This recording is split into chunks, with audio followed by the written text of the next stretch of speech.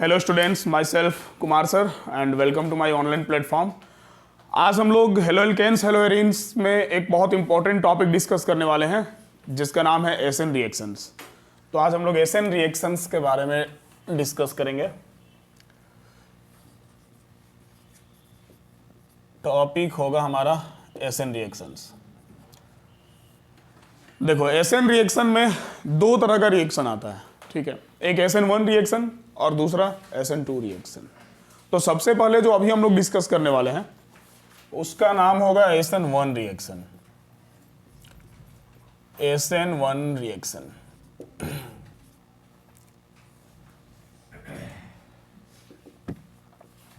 देखो, SN1 reaction होता क्या है। सबसे पहले तो इसका मीनिंग समझा जाए कि SN1 रिएक्शन होता क्या है। SN1 का मतलब क्या है। अगर SN1 का मतलब समझा जाए तो देखो, S का यहां पर मतलब है सब्स्टिट्यूशन। पूरा नाम इसका हम लिखते हैं SN1 का, तो ज्यादा बेटर क्लियर होगा। Substitution nucleophile unimolecular reaction. Substitution nucleophile unimolecular reaction. अब सर इसका मतलब क्या है? Substitution nucleophile unimolecular reaction. देखो, सब्स्टिट्यूशन का मतलब समझो पहले। सब्स्टिट्यूशन का मतलब होता है रिप्लेसमेंट, ठीक है। सब्स्टिट्यूशन का मतलब होता है रिप्लेसमेंट। न्यूक्लियोफाइल, अब न्यूक्लियोफाइल के बारे में तो हम लोग बड़े अच्छे से जानते हैं। न्यूक्लियोफाइल हम लोग किसको बोलते हैं? नेगेटिव चार्ज को। मतलब ओवरऑल नेगेटिव चार्ज को रिप्लेस करना है। और यूनिमॉलिक्यूलर, यूनिमॉलिक्यूलर मतलब जिसका मॉलिक्यूलरिटी 1 हो, ठीक है, जिसका मॉलिक्यूलरिटी 1 हो। केमिकल काइनेटिक में मॉलिक्यूलरिटी पढ़े थे ना हम लोग, मॉलिक्यूलरिटी, ऑर्डर, ये सब पढ़े थे। मॉलिक्यूलरिटी का मतलब हम बताए थे उस समय कि जो रिएक्शन का RDS होता है, रेट डिटरमाइनिंग स्टेप होता है, उस रेट डिटरमाइनिंग स्टेप में जितना मॉलिक्यूल पार्टिसिपेट करता है उसी को हम लोग मॉलिक्यूलरिटी बोलते हैं, ठीक है। और इन सब सिंपल केमिकल इक्वेशन में जो RDS में जितना मॉलिक्यूल होगा वही मॉलिक्यूलरिटी भी होगा, और जनरली वही ऑर्डर भी तुम्हारा हो जाएगा। क्लियर है? तो मॉलिक्यूलरिटी का मतलब RDS में जितना मॉलिक्यूल पार्टिसिपेट करेगा। RDS मतलब रेट डिटरमाइनिंग स्टेप, और रेट डिटरमाइनिंग स्टेप किसको बोलते हैं? जो रिएक्शन का सबसे स्लोवेस्ट स्टेप होता है। क्लियर है? केमिकल काइनेटिक में इसके बारे में डिटेल में बताए थे, तुम लोग को ध्यान में होगा। एक एग्जांपल लेकर बताए थे कि जैसे 3-3 बच्चे का ग्रुप सपोज दैट कि दौड़ाते हैं और बोलते हैं कि 3 बच्चा जब 100 मीटर का रेस पूरा कर लेगा तो उसको विनर माना जाएगा। 3 में 2 बच्चा तेजी से पहुंच गया लेकिन एक बच्चा अभी भी पीछे रह गया, तो क्या तुम जीत गए? नहीं जीते, क्योंकि जब तक तीनों नहीं पहुंचेगा तब तक विनर नहीं माना जाएगा। मतलब तुम्हारा जीतना किसके ऊपर डिपेंड कर रहा? वो जो सबसे स्लो दौड़ रहा है। समझ गए? फास्ट वाला तो दौड़ के पहुंच गया, तो ओवरऑल तुम्हारा जो विनिंग है वो स्लो वाले के ऊपर डिपेंड कर रहा था। इसी तरह से जब एक से ज्यादा स्टेप का रिएक्शन होता है ना, तो मल्टीपल स्टेप रिएक्शन में कोई एक स्टेप ऐसा होता है जो सबसे स्लोवेस्ट स्टेप होता है, और उस स्लोवेस्ट स्टेप के ऊपर ही रिएक्शन का रेट डिपेंड करता है, क्योंकि फास्ट वाला तो हो ही जाएगा। तो उस स्लोवेस्ट स्टेप को हम लोग क्या बोलते हैं? RDS, मतलब रेट डिटरमाइनिंग स्टेप। और रेट डिटरमाइनिंग स्टेप में जितना मॉलिक्यूल पार्टिसिपेट करता है उसी को क्या कहा जाता है? मॉलिक्यूलरिटी। तो इस रिएक्शन का मॉलिक्यूलरिटी होगा 1, इसीलिए यहां SN के साथ में 1 लगाया हुआ है। Substitution nucleophile unimolecular reaction. इस लैंग्वेज को एक छोटा सा सिंबल में कन्वर्ट कर दिया गया है। समझ गए बात को? अब न्यूक्लियोफाइल का रिप्लेसमेंट करवाना है, तो रिप्लेसमेंट करवाने का क्या मतलब है? रिप्लेसमेंट करवाना है मतलब एक न्यूक्लियोफाइल हटाना है और दूसरे न्यूक्लियोफाइल को लाना है। क्लियर है? रिप्लेसमेंट का मतलब तो यही होता है ना कि एक हटाएं दूसरा लाएं, एक्सचेंज करना है। मतलब ऐसा नहीं है कि एक को हटा दिए तो बस हटा दिए, एक हटाएंगे दूसरा न्यूक्लियोफाइल लाएंगे। अब इसको समझने के लिए सबसे पहले जरा हम एक एग्जाम्पल लेते हैं, थोड़ा सिंबल के थ्रू पहले हम समझा देते हैं। जैसे सपोज दैट कि हमारे पास एक हेलो एल्केन है, ये RX है, CX है, हेलो एल्केन है। अब अगर इस हेलो एल्केन में हम बात करें कि इस हेलो एल्केन में न्यूक्लियोफाइल कौन है, मतलब नेगेटिव चार्ज किसके पास है, तो नेगेटिव चार्ज तो भाई X के पास होगा, ठीक। तो X जो होगा वो पार्शियल निगेटिव होगा और कार्बन जो होगा वो पार्शियल पॉजिटिव होगा, क्योंकि इसका इलेक्ट्रोनेगेटिविटी ज़्यादा है तो वो इसके इलेक्ट्रॉन को हमेशा खींचते रहेगा। यहाँ पर फिलहाल हम कार्बन या हाइड्रोजन नहीं लगा रहे हैं, क्योंकि आपको पता है कि अगर कार्बन लगाएंगे तो ये अगर 2 कार्बन लगा दिए तो ये 2 डिग्री हो जाएगा, 3 कार्बन लगा दिए तो 3 डिग्री हो जाएगा, 1 लगाएं तो 1 डिग्री रहेगा और अकेले है तो भी 1 डिग्री है। तो एक्चुअल में होता क्या है ना कि SN1 रिएक्शन और SN2 रिएक्शन दोनों जो है ये डिग्री पर बड़ा डिपेंड करता है, ठीक है, ये डिग्री के ऊपर डिपेंड करता है। तो डिग्री के ऊपर कैसे डिपेंड करेगा ये हम लोग अभी इसके बाद में कैरेक्टर में इसका समझ लेंगे, क्लियर है। तो अभी हम सिंपल एक हेलोएल्केन लिए। अब इस हेलोएल्केन में ये न्यूक्लियोफाइल है, करेंगे क्या, इसको हम इसको एक सॉल्वेंट में डाल देंगे, जिस सॉल्वेंट में हमारे पास एक न्यूक्लियोफाइल भी मौजूद है। सपोज दैट हम न्यूक्लियोफाइल को Nu- ले लेते हैं, ठीक है, नेगेटिव चार्ज। अब होगा क्या कि जब सॉल्वेंट में इसको डालेंगे तो जाहिर सी बात है ये ब्रेक कर जाएगा, तो C के ऊपर आ जाएगा प्लस और X के ऊपर आ जाएगा माइनस, क्लियर है। ये C प्लस और X माइनस बन गया, C के ऊपर प्लस आ गया, मतलब ये क्या बन गया, हाँ ये कार्बोकेटाइन बन गया। कार्बन के ऊपर केटाइन आ गया तो ये कार्बोकेटाइन बन गया, क्लियर है। अब ये जो कार्बोकेटाइन बना, अब सेकेंड स्टेप में क्या करेंगे, ये स्टेप 2 होगा और ये वाला हमारा स्टेप 1 है। अब सेकेंड स्टेप में क्या करेंगे कि ये जो कार्बोकेटाइन है इस कार्बोकेटाइन का इस न्यूक्लियोफाइल के साथ में करवा देंगे रिएक्शन। अब ये न्यूक्लियोफाइल इस पॉजिटिवली चार्ज कार्बोकेटाइन के ऊपर अटैक करेगा और कुछ इस तरह से एक प्रोडक्ट का फॉर्मेशन हो जाएगा, ठीक है। ये हमारा न्यूक्लियोफिलिक सब्स्टिट्यूशन प्रोडक्ट बन गया। न्यूक्लियोफाइल रिप्लेस हो गया, पहले हमारे पास न्यूक्लियोफाइल जो X था अब वो X हो गया, क्लियर है। अब उसके जगह पे दूसरा न्यूक्लियोफाइल आ गया, समझ गए बात को। तो ये न्यूक्लियोफिलिक सब्स्टिट्यूशन रिएक्शन है, न्यूक्लियोफाइल को रिप्लेस कर दिया गया। अब देखो होता क्या है, अभी हम लोग बात कर रहे थे मॉलिक्यूलरिटी 1 का, तो अब बात ऐसा है कि यहाँ 2 स्टेप है, तो सर 2 स्टेप है तो इसमें से कोई एक स्टेप होगा जो RDS होगा, रेट डिटरमाइनिंग स्टेप होगा, मतलब सबसे स्लोएस्ट स्टेप होगा। तो सबसे स्लोएस्ट स्टेप इसमें कौन होगा, तो सर सबसे स्लोएस्ट स्टेप इसमें ये पहला वाला स्टेप होगा, इसीलिए इसको क्या कहा जाएगा, RDS कहा जाएगा, ठीक है। अब स्लोएस्ट स्टेप में जितना मॉलिक्यूल पार्टिसिपेट करता है वही मॉलिक्यूलरिटी होता है, तो मॉलिक्यूलरिटी 1 है। सर ये क्यों स्लोएस्ट स्टेप होगा, देखो सीधा सा बात है, न्यूक्लियोफाइल तो निगेटिव चार्ज है, जिसको ऐड करना है वो तो इंतजार कर रहा ना कि कब कार्बन के ऊपर पॉजिटिव आए और हम उसके साथ बॉन्ड बना लें, ठीक है। तो ये वाला तो फास्ट होगा, ये वाला जो रिएक्शन होगा ये फास्ट होगा, मतलब सब कुछ डिपेंड कर रहा है इसके टूटने पर। जब तक ये टूटेगा नहीं तब तक दूसरा न्यूक्लियोफाइल इसके साथ जुड़ेगा नहीं, समझ गए बात को। तो जब तक ये X यहां से बाहर नहीं निकलेगा तब तक ये दूसरा न्यूक्लियोफाइल इसके साथ लगेगा नहीं। तो सब कुछ इसके ब्रेक होने पे डिपेंड कर रहा है, इसलिए ये स्टेप थोड़ा सा स्लो होता है, मतलब जो रिएक्शन का रेट है वो इसी स्टेप पर डिपेंड करता है। ये जैसे प्लस बनाएगा, न्यूक्लियोफाइल तो ऑलरेडी निगेटिव चार्ज है, वो तुरंत इसके साथ में बॉन्ड बना लेगा। तो ये वाला फास्ट होता है, ये वाला स्लो होता है, समझ गए बात को।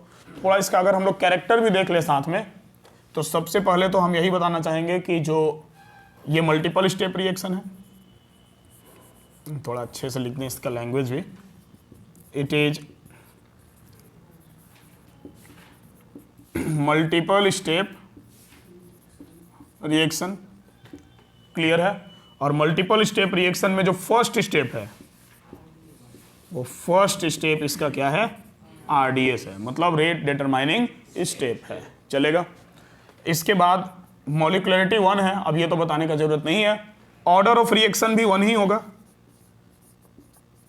क्योंकि RDS में एक मॉलिक्यूल है तो उस रिस्पेक्ट में ऑर्डर ऑफ रिएक्शन भी हम लोग फर्स्ट ऑर्डर मान लेंगे, तो ये फर्स्ट ऑर्डर रिएक्शन हो गया, क्लियर है।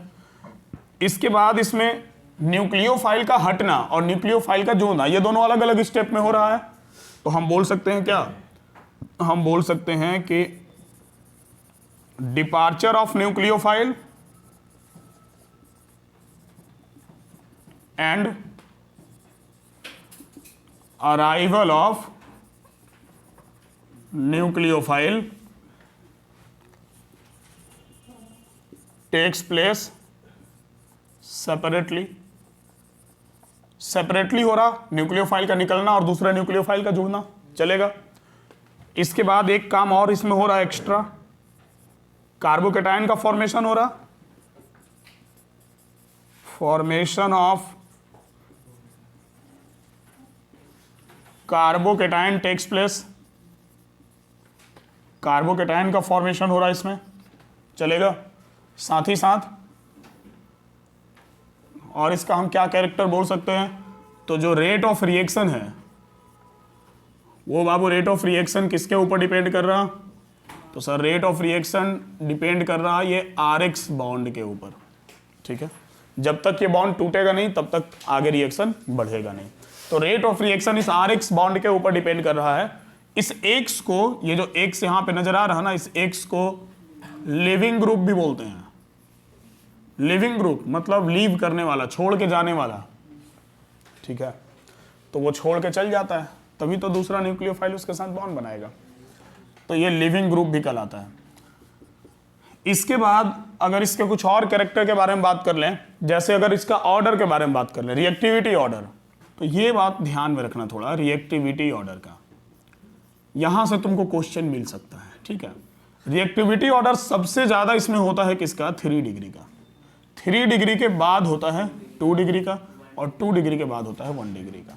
कारण है उसका पता है, देखो यहां जब 3-3 कार्बन लगाएंगे ना तो ये भारी हो जाएगा, ठीक है। तो सॉल्वेंट में टूटेगा आसानी से, जो हैवी मॉलिक्यूल होता है उसको जब आप वाटर में डालिएगा तो टूटेगा आसानी से। तो कार्बोकेटायन का जो फॉर्मेशन है ना वो 3 डिग्री में ज्यादा बढ़िया होता है in comparison to 1 degree and 2 degree. अब यहां पर जैसे 3 कार्बन लगा हुआ है, तो जाहिर सी बात है 3 कार्बन लगा हुआ तो साथ में 3-3 हाइड्रोजन भी तो उसका आ गया, ठीक है। तो अच्छा खासा मॉलिक्यूल हो गया, तो ये थोड़ा बल्की ग्रुप हो गया, भारी हो गया। एक कार्बन हटाएंगे तो 2 कार्बन रहेगा, थोड़ा हल्का होगा, ठीक है। एक कार्बन और हटा दिए तो एक ही कार्बन बचेगा, थोड़ा और हल्का हो जाएगा, थोड़ा और देरी से टूटेगा। तो कार्बोकेटायन का जो फॉर्मेशन है वो 3 डिग्री में ज्यादा बेटर होता है, इसलिए रिएक्टिविटी ऑर्डर इसका 3, 2 और 1 का होगा। समझ गए। एग्जाम में तुम्हारा इससे रिलेटेड क्वेश्चन वगैरह आता है, ये ध्यान में रखना। ऑर्डर से रिलेटेड क्वेश्चन कॉम्पिटिटिव एग्जाम में भी आता है, बोर्ड एग्जाम में भी कभी कभी पूछ देता है। तो ये SN1 रिएक्शन का ओवरऑल कैरेक्टर हो गया। तो क्लियर हुआ SN1 रिएक्शन क्या होगा, अरे बोलो। तो SN1 रिएक्शन मतलब रिप्लेसमेंट ऑफ नेगेटिव चार्ज, ठीक है, और उसका मॉलिक्यूलरिटी होगा 1। क्लियर है, क्योंकि जो फर्स्ट स्टेप है वो स्लो है, और स्लो स्टेप को हम लोग क्या बोलते हैं, RDS, और RDS में जितना मॉलिक्यूल पार्टिसिपेट करता है वही होता है मॉलिक्यूलरिटी। तो इसके RDS में एक मॉलिक्यूल है, इसलिए मॉलिक्यूलरिटी 1 है। समझ गए। बाकी का कैरेक्टर तो इसका क्लियर है, तो इसको नोट करते हैं और इसके बाद हम लोग SN2 रिएक्शन में आएंगे, ठीक है। लिखो इतना।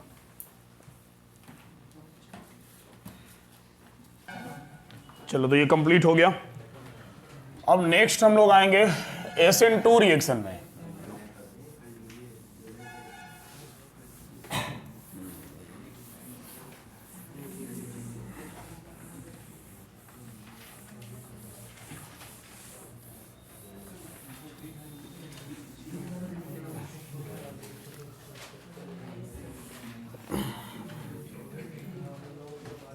हाँ देखो, अब बातचीत नहीं समझते इधर। नेक्स्ट हमारा रिएक्शन है SN2 रिएक्शन। अब जरा समझो SN2 रिएक्शन क्या होता है। जैसे SN1 रिएक्शन था सब्स्टिट्यूशन न्यूक्लियोफिलिक यूनिमॉलिक्यूलर रिएक्शन, बस उसी तरह से जो SN2 रिएक्शन है इसका मतलब होगा सब्स्टिट्यूशन न्यूक्लियोफाइल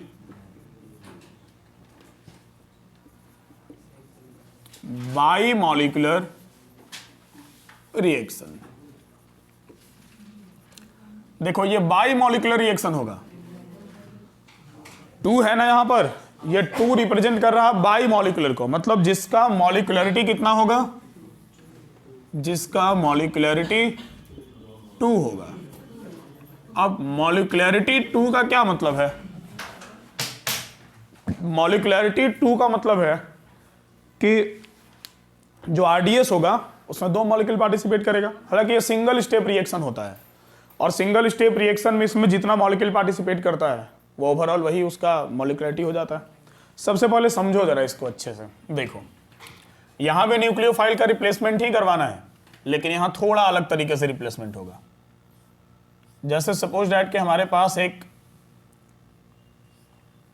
हेलो एल्केन है, ठीक है, ये पार्शियल निगेटिव हेलोजन है, ये पार्शियल पॉजिटिव कार्बन है, और हम एक न्यूक्लियोफाइल लेकर आते हैं। सपोज दैट कि हम एक न्यूक्लियोफाइल लेकर आए Nu-, ठीक है।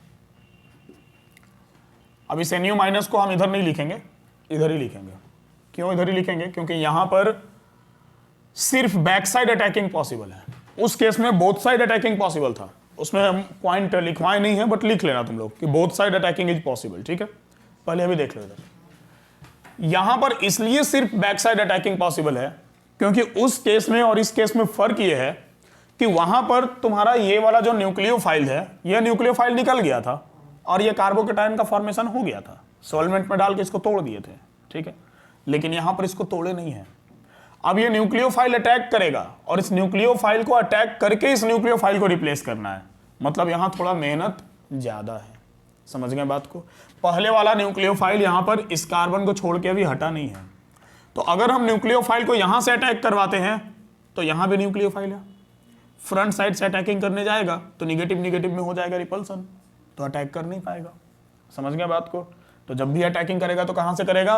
बैक साइड अटैकिंग करेगा। और उसमें तुम्हारा C+ बन गया था तो बोथ साइड अटैकिंग था, कहीं से भी अटैक करता, क्योंकि वो तो कार्बन ऑलरेडी पॉजिटिव हो गया था, आसपास में कोई निगेटिव था ही नहीं। समझ गए बात को? लेकिन यहां पर निगेटिव है, और जब यहां पर निगेटिव है तो सिर्फ ये बैक साइड अटैकिंग ही कर सकता है।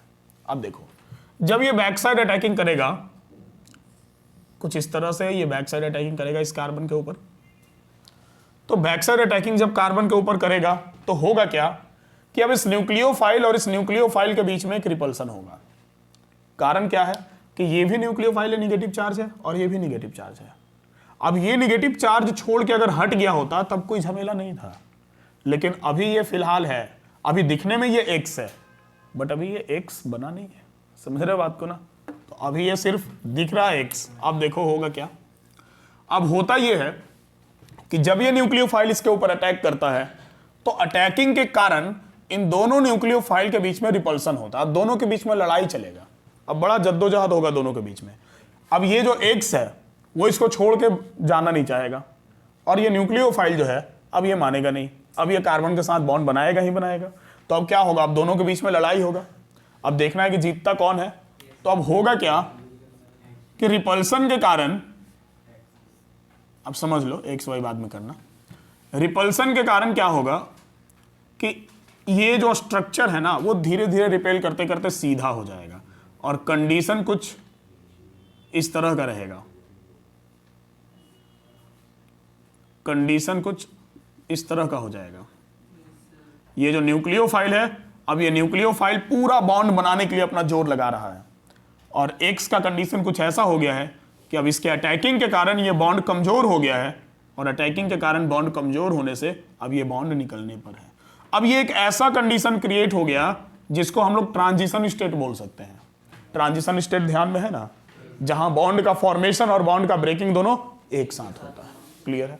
तो देखो यहां कुछ वही कंडीशन क्रिएट हुआ है, ये ट्रांजिशन स्टेट का कंडीशन है।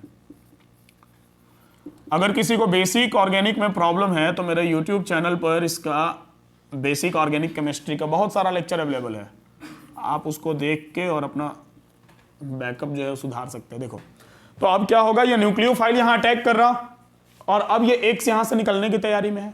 क्लियर है? अब एक बॉन्ड बन रहा और एक बॉन्ड टूट रहा। अब ये वाला जो बॉन्ड है वो कमजोर हो गया, ठीक है, अब ये बॉन्ड वीक हो गया।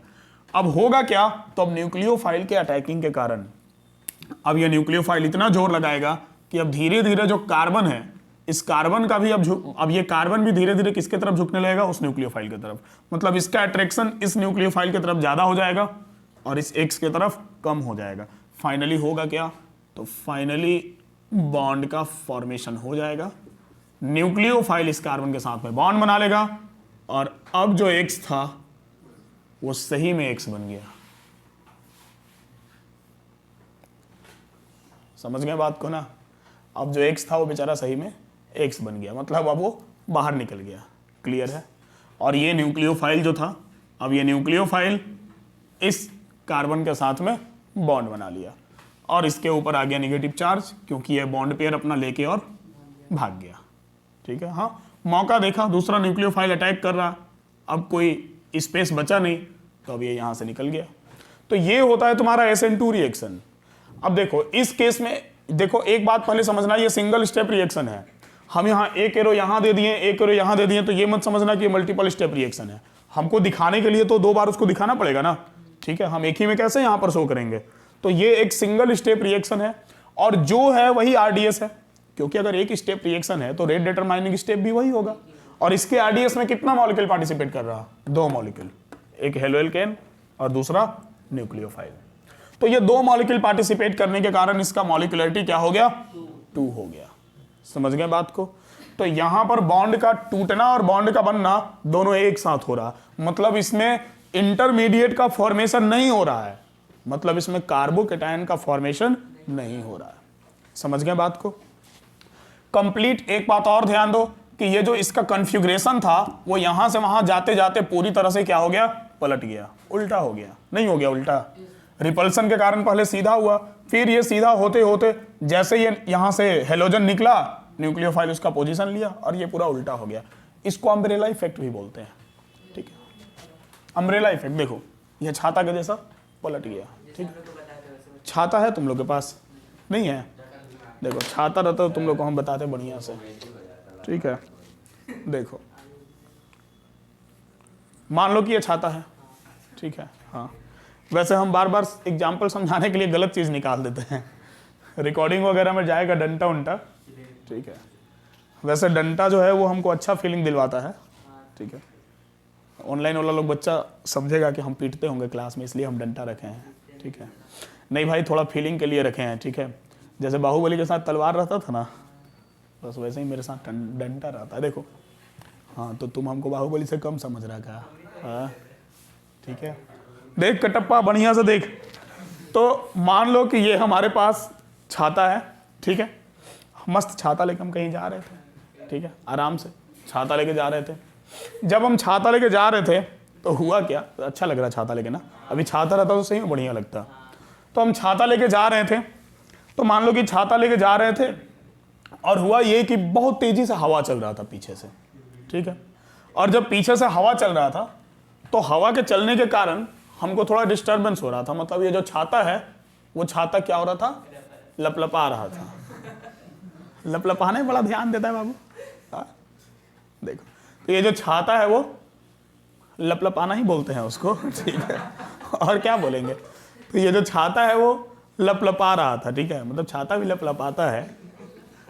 जैसे लपलपाना सुनता दिमाग में, मतलब कमरिए लपालप करता है सिर्फ ना, और कुछ नहीं। देखो, तो ये जो छाता है वो लपलपा रहा था, तो क्या हो रहा था कि तुमको डिस्टर्बेंस हो रहा था। तो भाई तुम साइंस का स्टूडेंट है, तुम्हारे दिमाग में एक काम करते हैं, छातवा को ना सीधा कर देते हैं, हवा इससे निकल जाएगा। ठीक है, तुम छाता सीधा कर दिया, निकल रहा, लेकिन फिर भी हवा जो था वो काफ़ी तेज था। तो अब धीरे धीरे छाता टेढ़ा होने लगा, तुम सोचा बंद ही कर देते हैं। तुम जैसे बंद करने के लिए छाता को घुमाया ना, हवा इतना तेजी से मारा कि छाता तुम्हारा पलट गया। ठीक है, हाँ, एकदम उल्टा हो गया। तो यही है तुम्हारा अम्ब्रेला इफेक्ट, इसीलिए इसको क्या बोलते हैं, अम्ब्रेला इफेक्ट बोलते हैं। समझ गए बात को। तो अम्ब्रेला इफेक्ट बोलने के पीछे का कारण क्या है, देखो यही है तुम्हारा छाता, ये हवा चल रहा, न्यूक्लियोफाइल अटैक कर रहा। अब न्यूक्लियोफाइल के अटैकिंग के कारण ये क्या हो रहा, रिपल्सन हो रहा। रिपल्सन होने के बाद एक ऐसा कंडीशन आया कि ये पूरी तरह से, जब तक ये न्यूक्लियोफाइल पोजीशन लिया तब तक ये कॉन्फ़िगरेशन पूरा तरह से उलट चुका था, इन्वर्सन हो गया था इसका। ठीक है, हाँ, चलो अब जरा इसके कैरेक्टरिस्टिक के बारे में हम लोग देख लें। तो भाई पहला बात कि it is single step reaction, ये एक सिंगल स्टेप रिएक्शन है। ठीक है, और जो है वही RDS है, ओनली स्टेप इज RDS। ठीक है, और इसलिए इसका मॉलिक्यूलरिटी क्या हो गया, 2 हो गया, और इसीलिए हम लोग इसका ऑर्डर ऑफ रिएक्शन भी 2 ही लेकर चलेंगे। तो ऑर्डर ऑफ रिएक्शन भी हो गया हमारा सेकेंड ऑर्डर। क्लियर है। इसके बाद इसमें कार्बोकेटायन का फॉर्मेशन नहीं हो रहा है। ठीक है, और कार्बोकेटायन का फॉर्मेशन नहीं हो रहा, इसलिए ये ट्रांजिशन स्टेट फॉलो कर रहा है। तो कहां से होगा, मतलब इसमें हम बोल सकते हैं कि departure of nucleophile and arrival of nucleophile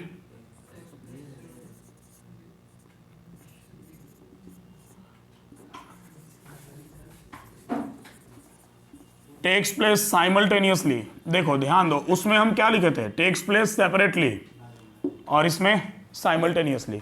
उसमें अलग अलग हो रहा था और इसमें एक साथ हो रहा है। चलेगा? क्लियर है? बातचीत नहीं बाबू, ध्यान दो इधर। इसके बाद इसमें सिर्फ और सिर्फ बैक साइड अटैकिंग पॉसिबल है, दोनों साइड से अटैकिंग नहीं होगा। तो ये भी ध्यान में रखेंगे कि only back side attacking is possible. ठीक है, तो सिर्फ इसमें बैक साइड अटैकिंग पॉसिबल है, किसका? न्यूक्लियोफाइल का। क्लियर है? इसके बाद अगर कुछ और पॉइंट हम लोग देखें तो और भी बहुत सारा पॉइंट है। हाँ, रेट ऑफ रिएक्शन तो इसका भी तुम्हारा डिपेंड करेगा इसके ऊपर ही, मतलब जो सी बॉन्ड एक्स है उसी के ऊपर। अटैकिंग भले ये कर रहा है, लेकिन जब तक ये छोड़ के भागेगा नहीं तब तक न्यूक्लियोफाइल ऐड होगा कहाँ से? क्लियर है?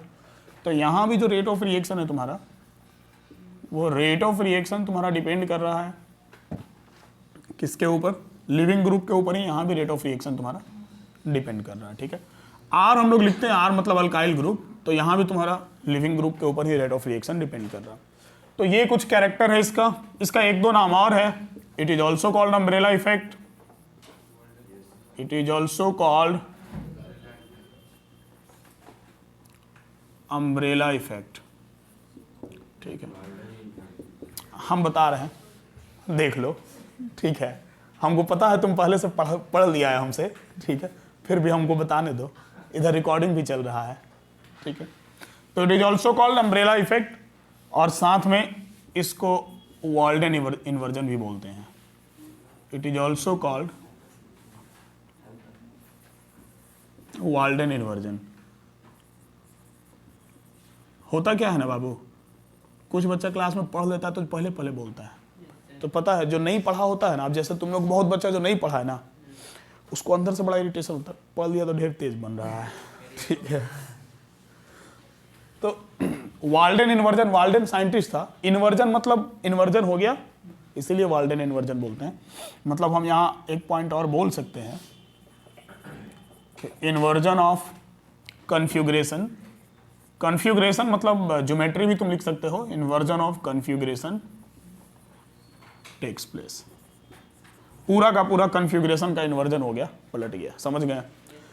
इसका रिएक्टिविटी ऑर्डर ध्यान देना, इसका जो रिएक्टिविटी ऑर्डर होगा, इसका रिएक्टिविटी ऑर्डर एकदम अलग होगा। कैसे अलग होगा? उसका 3 to 1 था ना, इसका 1 डिग्री, तब 2 डिग्री, तब 3 डिग्री। ठीक है, मतलब इसलिए नहीं कि ये SN2 है इसलिए वो SN1 था तो बस उसका उल्टा इसमें कर देंगे, ऐसा नहीं। कंसेप्ट है इसके पीछे। देखो एक सीधा सा बात है बाबू, यहाँ न्यूक्लियोफाइल को अटैक करना है, जब तक ये न्यूक्लियोफाइल अटैक नहीं करेगा ये टूटेगा नहीं। अब मान लो कि अगर यहाँ सिर्फ हाइड्रोजन लगा हुआ, कंडीशन सिचुएशन देखना, सपोज दैट कि यहाँ सिर्फ हाइड्रोजन लगा हुआ है। ठीक है, सपोज दैट कि यहाँ एक कार्बन लगा है, फिर इमेजिन करो यहाँ 2 कार्बन लगा है दोनों जगह, फिर इमेजिन करो यहाँ तीनों जगह एक एक कार्बन लगा हुआ है। ठीक है, न्यूक्लियोफाइल को अटैक करने में सबसे ज्यादा प्रॉब्लम कहाँ होगा? जब एक कार्बन रहेगा तब, या 3-3 कार्बन रहेगा तब?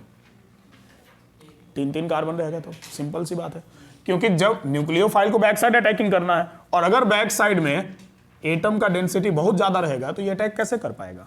ठीक है, तो यहां पर अगर मान लो एक कार्बन लगा हुआ है, बाकी 2 हाइड्रोजन है, तो थोड़ा स्पेस है न्यूक्लियोफाइल के पास, अट्रैक्ट होने का, अटैक करने का स्पेस है।